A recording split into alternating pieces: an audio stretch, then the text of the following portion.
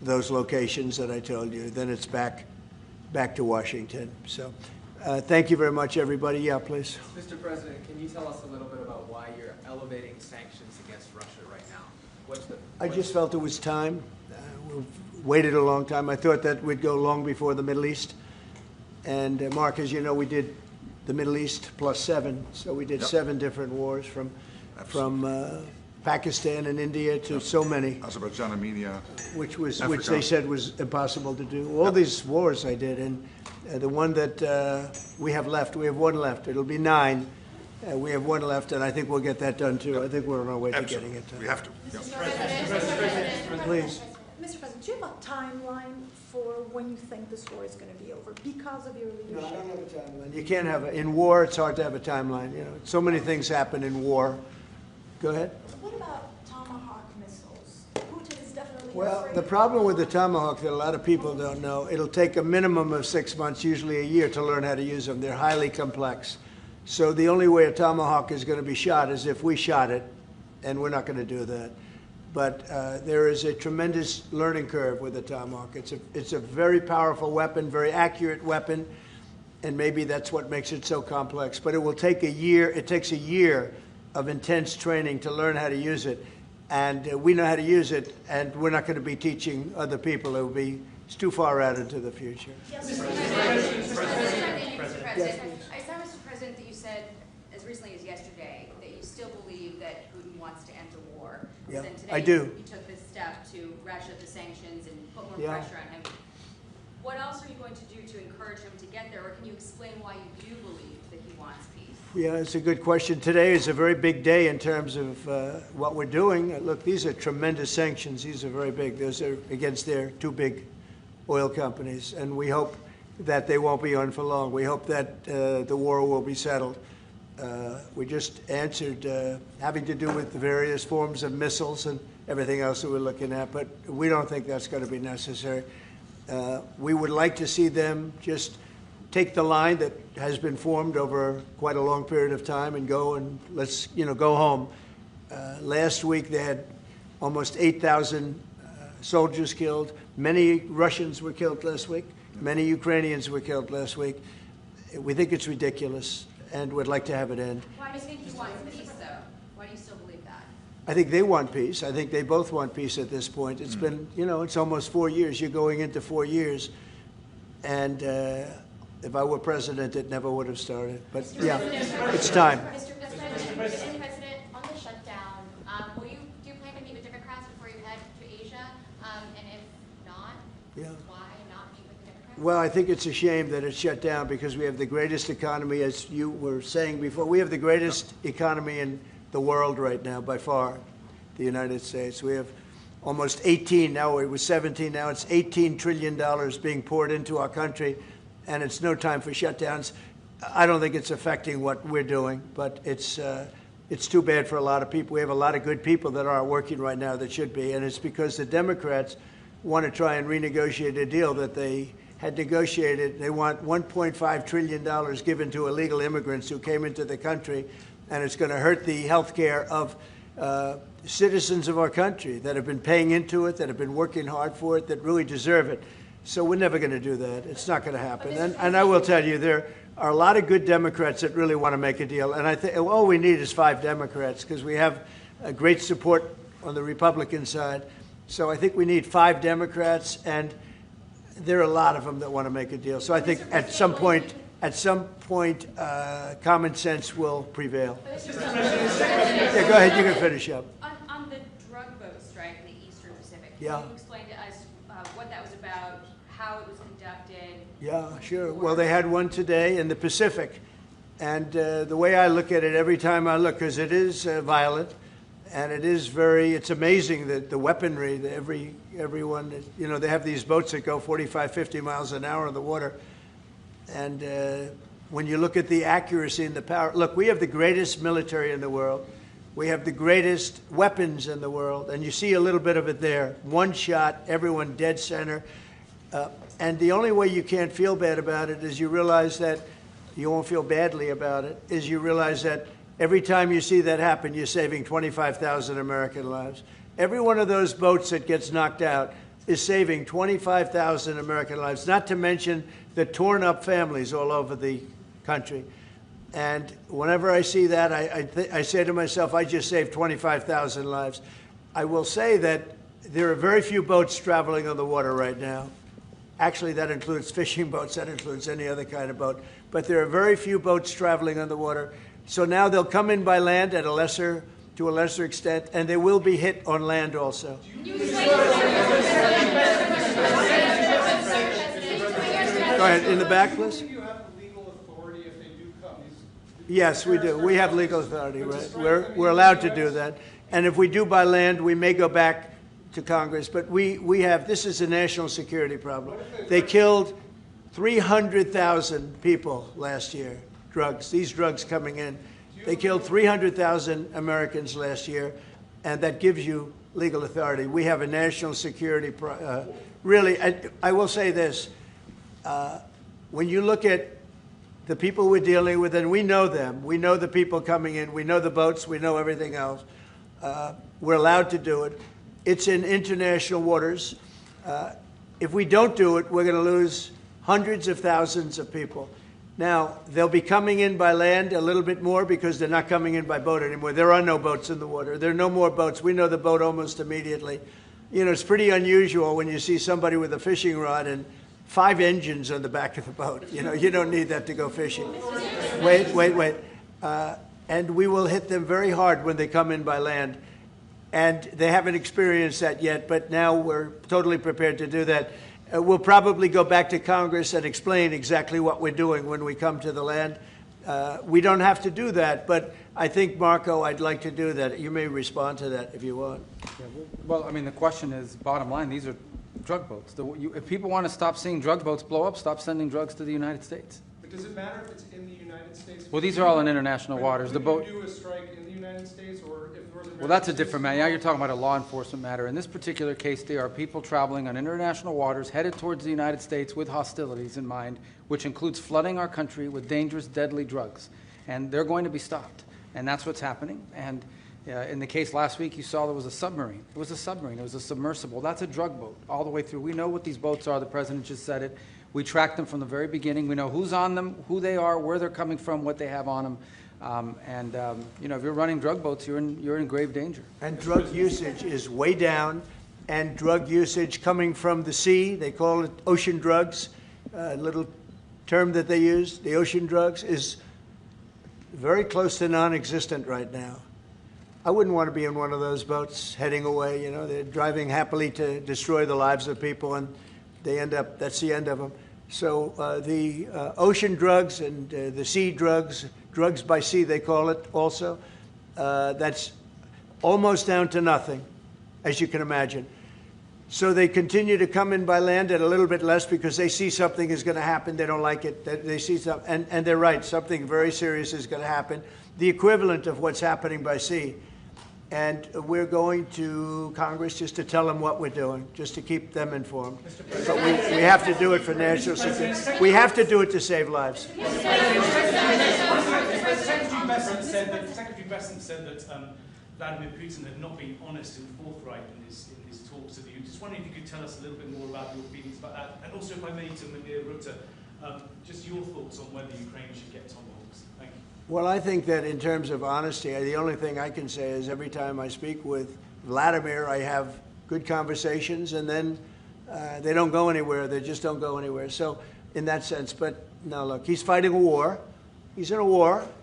That's two very competent sides, and that's the way war is. You never know with war, but I would say that it's time to make a deal. A lot of people are dying. You know, they're not Americans, but they're people.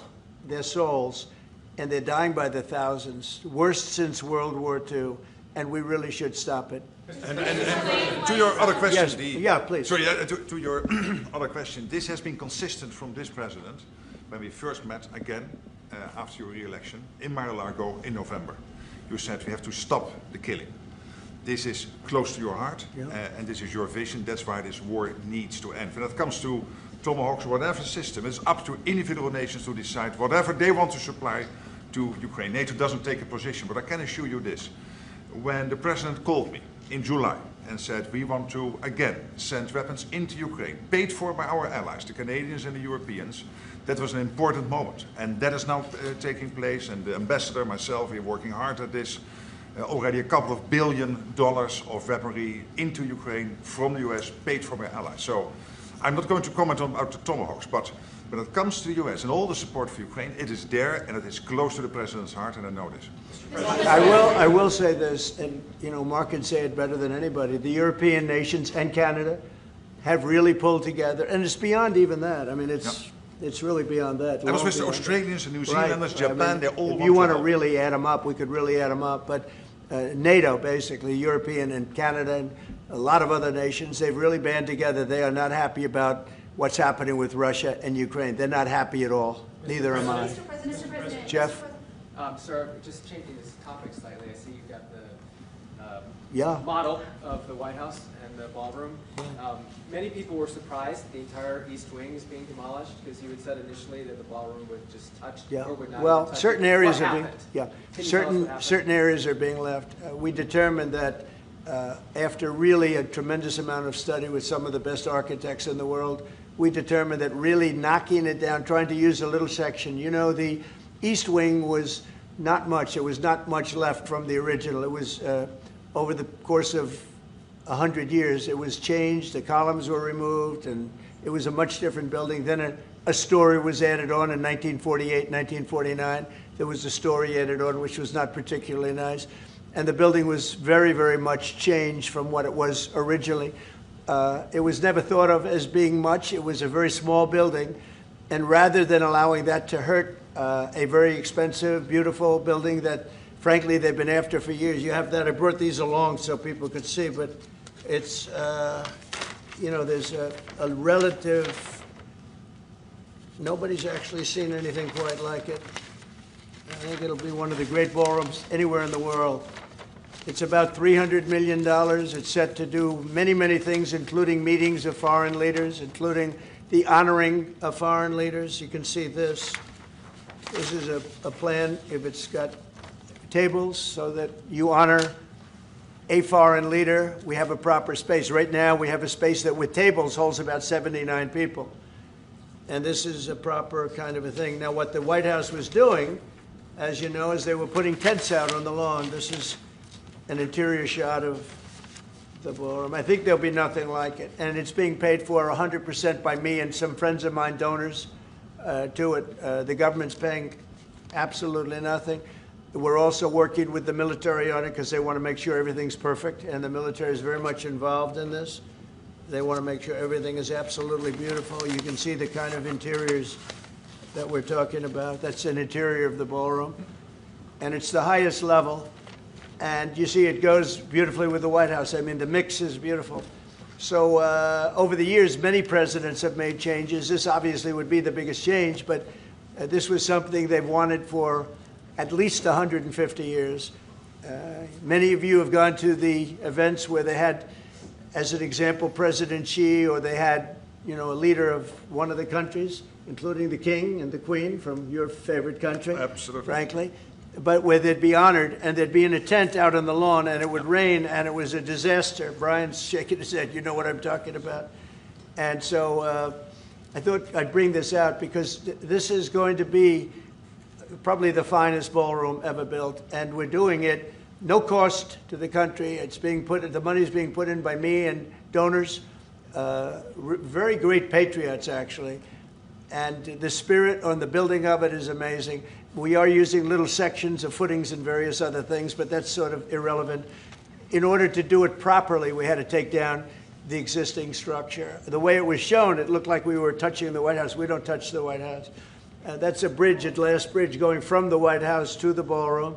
Then you get into the lobby of the ballroom, and then you go into the magnificent, the main room.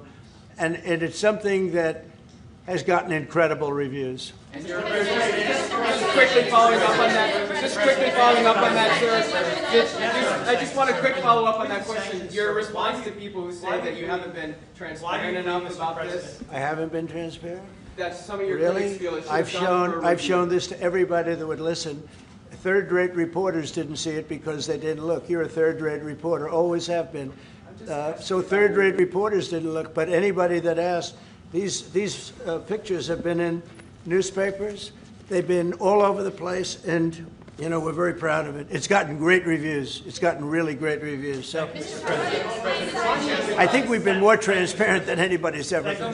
Why do you believe, Mr. President, that the sanctions that you're announcing today will push Putin to the negotiating? Well, I don't know that they will. I think that they'll certainly have an impact. They're massive sanctions. It's sanctions on oil. The two biggest oil companies, among the biggest in the world, but they're Russian. They do a lot of oil. And hopefully it'll push, hopefully he'll become reasonable, and hopefully Zelensky will be reasonable too. You know, it takes two to tango, as they say, and we're going to find out. They hate each other. These two people hate each other. You know that better than anybody, and it makes it more difficult than it should be. This should be easier to do, but the level of hatred between Zelensky and Putin is very substantial. But could I add one thing?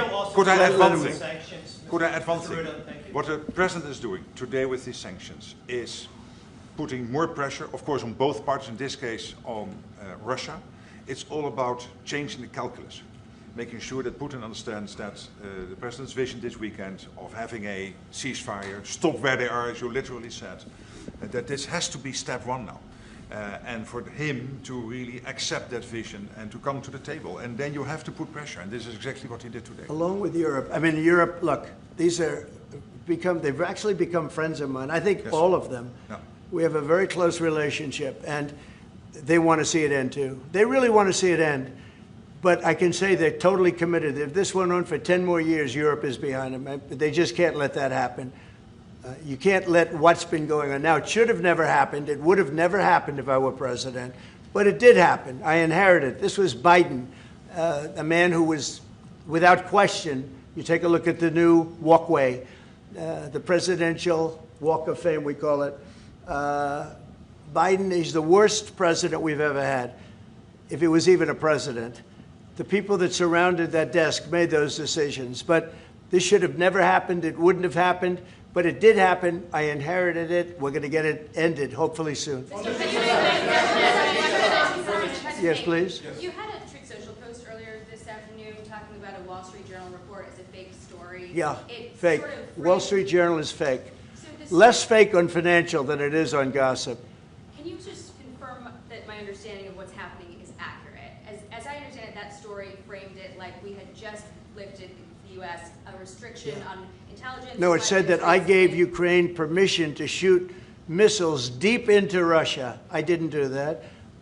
Second of all, they're not using our missiles. They're using, I think, European missiles or from someplace, but they're not using ours. And what they do, I don't control that. But I do control our missiles. They're not shooting our missiles in. It was a fake story. Wall Street Journal does a lot of fake stories. Thank you so much.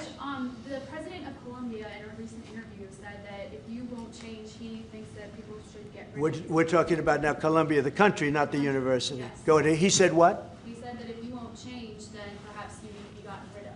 Do you view that as a threat? Well, he's a thug and bad guy. He's a guy that is making a lot of drugs. We've just, as of today, stopped all payments going to Colombia, the country Colombia. Also, the school Colombia. No, we settled. We made a settlement with him. But no, he's a thug, and he's a bad guy, and he's hurt his country very badly. They're doing very poorly, Colombia.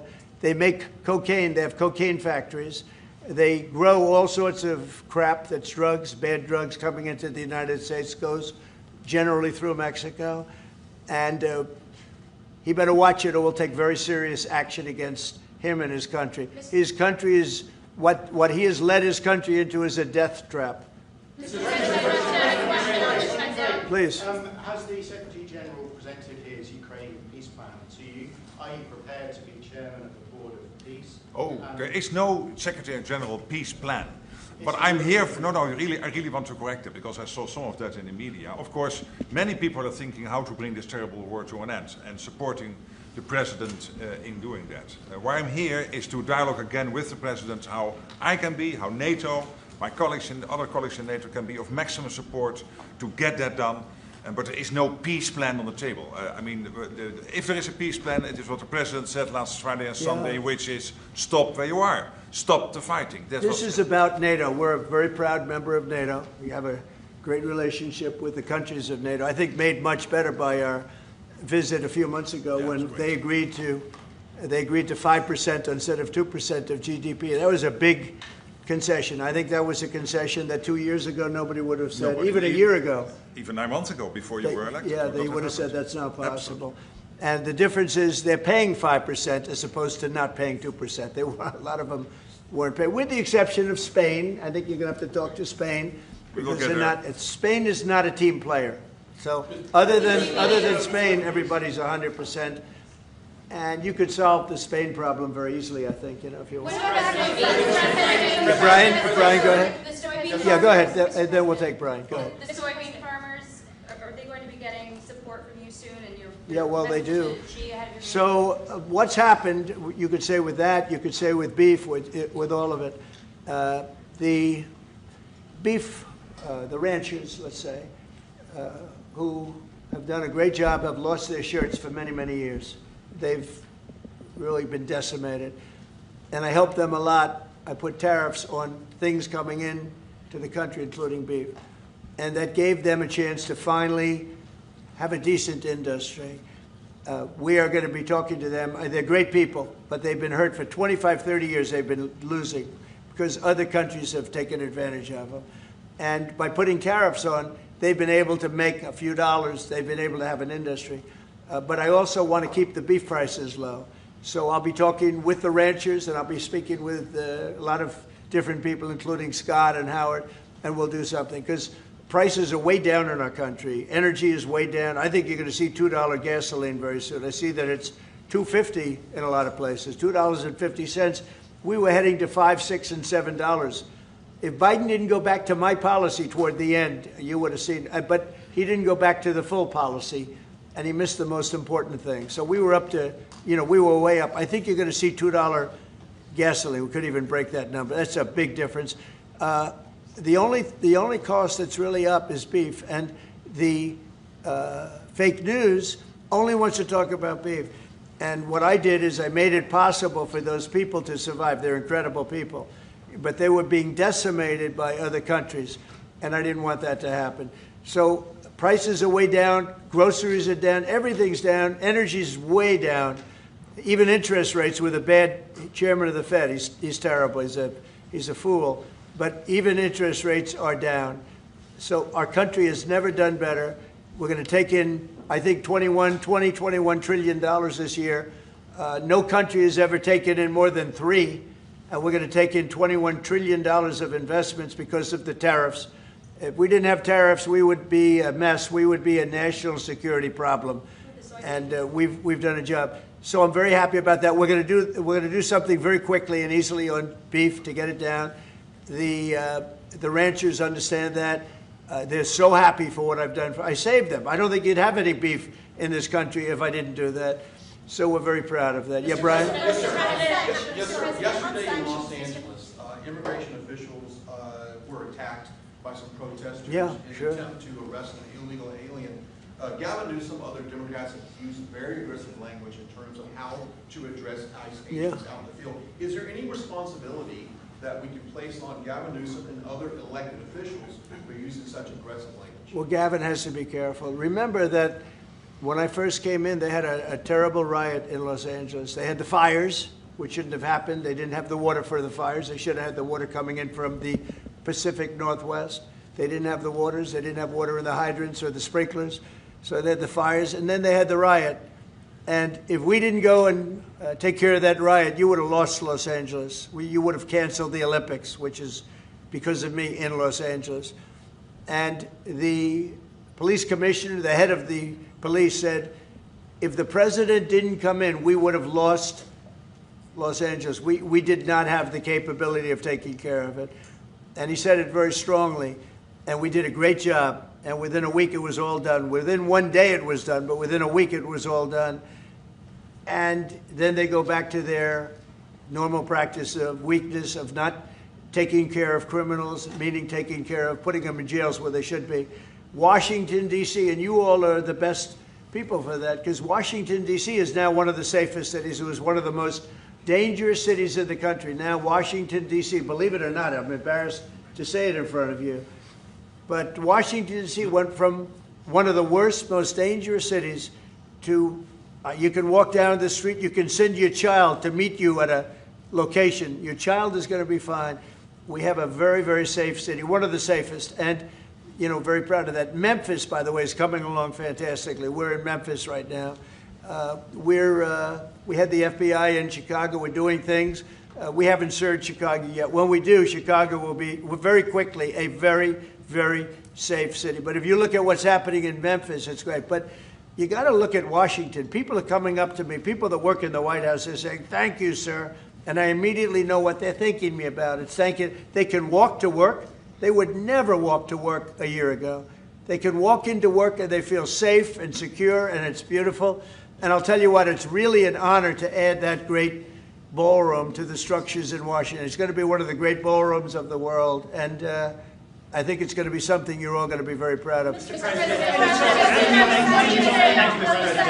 As it relates to your meeting that's coming up with President Xi, what do you hope comes out of that meeting? What deliverables come I think we'll make a deal. I think we're going to make a deal on the rare earth is the least of it. Look, the tariffs are much more powerful than the rare earth. The rare earth is a disturbance, but there's a lot of rare earth around. I'll tell you, I've had more calls on rare earth. We've got it. Everybody's. We'll make a deal on, I think, everything. I think we're going to make a deal on soybeans and the farmers. I think we're going to make a deal on maybe even nuclear. You know, President Putin in his call mentioned to me about nuclear, where we do a de-escalation, and I'm fine with that. I think it's good. I think it's a very appropriate thing. We have the most nuclear weapons. Russia's second. China is actually third by a long way, but they'll be even within 4 or 5 years. Too many.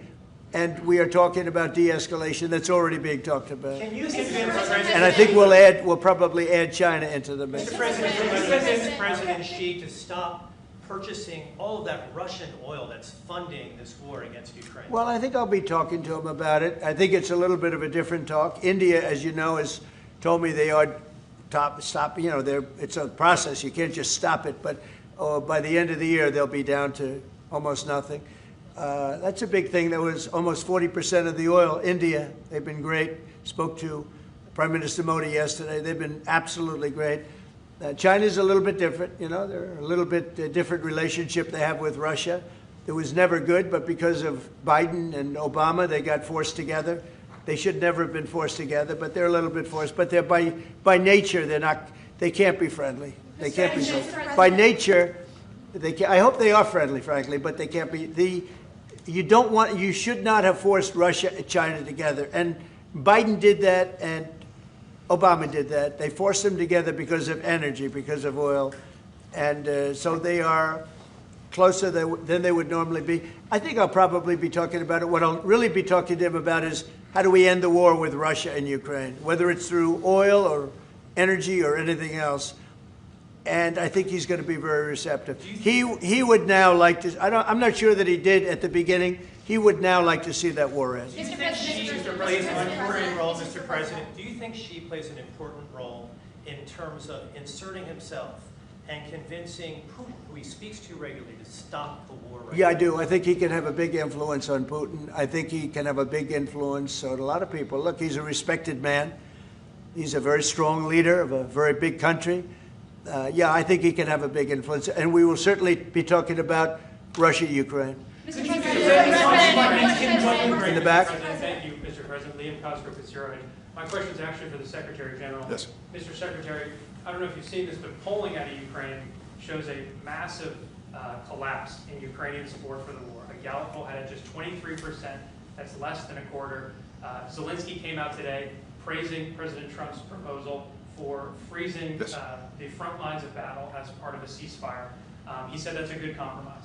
So people view your coming here as, you're lobbying the U.S. government to continue its involvement in the war. You're obviously lobbying for more NATO weapons to be sent to Ukraine, but Ukrainians themselves don't want to fight the war. So how do you justify that morally? Well, I'm lobbying only for one thing, and that is to make sure that we end this war. And I don't have to lobby the president because we totally agree on this. And this is what he has been doing from day one. Everything he could do to break the deadlock with Putin, get a dialogue going, dialoguing also with Zelensky, and getting this war done. It's crucial. The fact that the US is now supplying weapons into Ukraine, paid for by allies, is extremely important. And that's now happening since 2-3 months. About 2 billion moving into Ukraine. The war hasn't wind down. Why do you think that'll wind it down now? What do you mean? You think more weapons will wind down the war? No, I mean, there's more to be done. So what you need, what the president said this weekend, stop where you are, so basically do a ceasefire and then have all your discussions about territory and whatever. But first stop the war. This is what you said on Friday and on Sunday. It's a war, I mean, your question's really a fair one. It's a war that should have never started. And you know how I feel about it. But it's a war that should have never started. And we're not selling any weapons to Ukraine. We're selling them to NATO, which is different from before. With Biden, he just gave $350 billion worth of weapons and cash right into Ukraine, and that was so foolish. But we sell them to NATO, and in theory, you can do what you want with them. It doesn't have to be Ukraine, but probably it is mostly. No, what nations are doing now is buying from this program and making sure that the supplies in Ukraine, so Europeans and Canadians. And for example, these are interceptors for the Patriot systems, crucial to protect the cities. Today, again, a Russian attack has killed children, at least seriously wounded children in a kindergarten in Ukraine. So we need to make sure that the air defense systems are in place, and we need the US systems to do that, and the Europeans are paying for that. And this is exactly the type of actions we needed, and the president is doing that and trying everything to get this war to an end, starting with the ceasefire. Do you still believe that Putin wants to take all of Ukraine? I always felt that way. I always felt he wanted to. When I was in my first term, I was I was very close to him, relatively speaking. It was harder because of the Russia hoax. But I would talk to President Putin about Ukraine, and it was the apple of his eye. I'd say it was the apple of his eye, but it would have never happened. He knew the consequences were too great. When we had a rigged election and all of a sudden I wasn't there, he said, wow. I think he looked at Afghanistan, how horribly that was handled, so stupidly. And I think that really gave him a little additional, incentive. I always felt he wanted the whole thing, not a piece of it. But I think now he's willing to negotiate a little bit further, and I think he's willing to make a deal. We'll see. Mr. President, we don't want him. We don't want him to have the whole thing. Mr. President. Go ahead, please. Thank you, Mr. President. You have this big terrorist case before the Supreme Court. It's November the 5th. Yeah. You suggested that you might actually show up to the Supreme Court. Yeah, I'd like to. I think it's one of the most important decisions we'll ever have from the Supreme Court. With tariffs, we're a strong, sound country. We're a nationally secure and internationally secure country. We're a very rich country. Without tariffs, it's a slog for this country, a big slog. I think it's one of the most important decisions in the history of the Supreme Court. And I might go there. I really believe I have an obligation to go there. We are doing so well as a country right now because of tariffs. And you have to understand, tariffs have been used against us for many years, decades. And just slowly but surely hurting our country so badly. That's why we owe $37 trillion. We owe that because other countries have taken advantage of us over many, many decades, And now we're a rich country. We're taking in money like we've never done before. Without tariffs, that would not be happening. And also, I solved, as you know, 8 wars. Of the 8, 5 of them, maybe even 6 of them, are because of tariffs. The threat of tariffs on these nations, if you want to fight, that's okay. India and Pakistan. If you want to fight, that's okay. But you're going to pay tariffs, and they're going to be very substantial. And we're in the midst of a trade deal. And they said, we don't want to do that. 2 days later, they call up, and they're not going to fight anymore. They have peace. But I've done that out of 8, I would say 6 times, 5 times, 6 times. Tariffs are vital to this country. And tariffs have been used against us by China, by every other country. And all we're doing is using them to negotiate fair deals. And as you know, we made a fair deal with Japan. We made a fair deal with all of Europe, the European Union. We made a fair deal with South Korea. These are countries that were taking so much money away from us, not sustainable. And now we're taking in hundreds of billions and even trillions of dollars. If this country is not allowed to have tariffs, if this country is not allowed to have the President of the United States negotiate on behalf of it with tariffs, we are put in a position where we're going to be a third world country. We can't let that happen. I think it's the most important case that we're going to have for many, many years to come. One of the most important cases we've ever had. With tariffs, we're a rich, secure country. Without tariffs, we're a laughingstock. We'll be a laughingstock. And I don't want to have anything to do with that. Thank you very much. Thank you. Thank you. Thank you very much. Thank you, press. Thank you, press. Thank you. Thank you, press. Thank you. Thank you.